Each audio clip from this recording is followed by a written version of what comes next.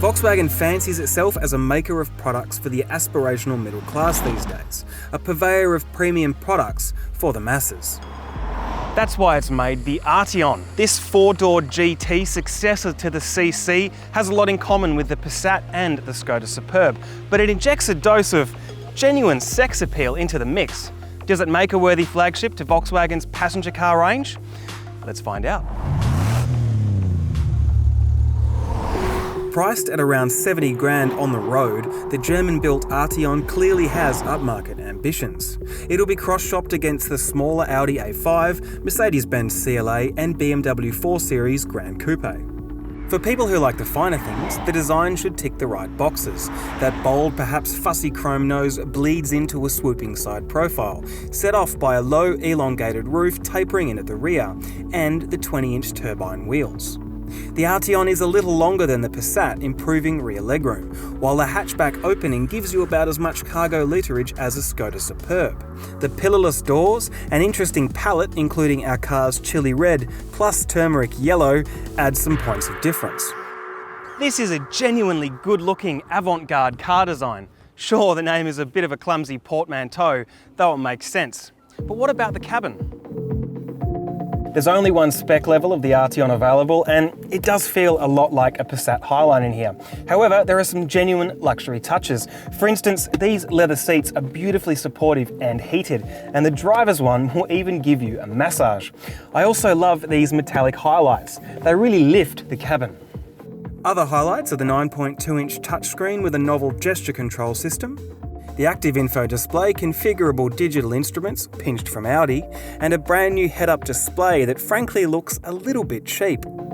That stretched wheelbase gives you heaps of legroom, though the beautiful roofline does impact the headroom slightly. Amenities include a drop-down centre armrest with cup holders, rear air vents with temperature adjust. You even get heated rear seats. Plus, there's a 12-volt outlet and a USB point to charge your devices on the go. There's room for a few suitcases in that massive boot, and a commendable full-size spare wheel too.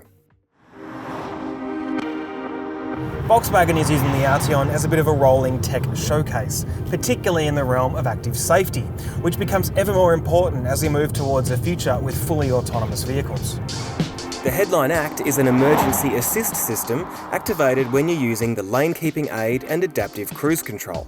After about 30 seconds of partially autonomous highway driving, the car chimes to tell you to take over the steering. If you don't respond, the onboard computer decides you may be asleep, or worse. So it tries to wake you with an intermittent gong, puts the hazard lights on, jolts the brakes abruptly, and theoretically keeps you in your lane.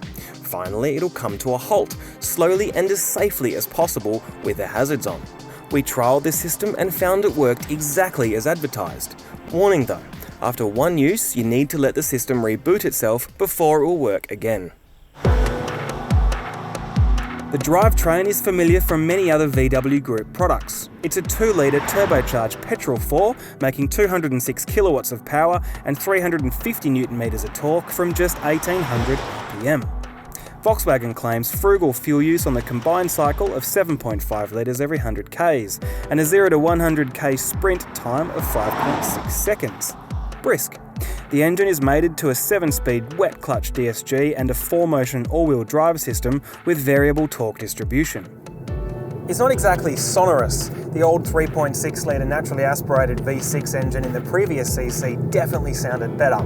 But on the plus side, you've got a really wide torque band that doesn't just ensure effortless cruising, but it also gives you immediate rolling response, no matter what your engine speed is. The DSG dual-clutch automatic gearbox is typically crisp and decisive when you're on the move, but it's also pretty well behaved at low speeds around town, showing none of the jerkiness that previous iterations were prone to. The 4-motion on-demand all-wheel drive system ensures really good traction off the line. Like other premium Volkswagens, the various driving modes that adjust the throttle calibration, gearbox shift points and steering resistance also control the adjustable dampers, ranging from soft in comfort to firm in sport. Not that any car on 19 or 20-inch wheels like this one is ever going to be the final word in plushness. Nevertheless, the Arteon does the comfort thing pretty well, even on patchy, corrugated, coarse chip roads like the one that we're on right now. It irons out sharp hits relatively well and the body control stays flat against lateral loads. Also, the sports damper setting is probably a little bit too stiff and firm for this car's average buyer. I personally would leave it in comfort mode most of the time.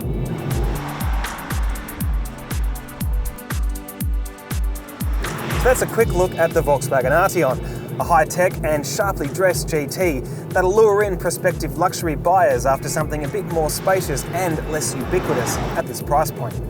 Go to caradvice.com for more info.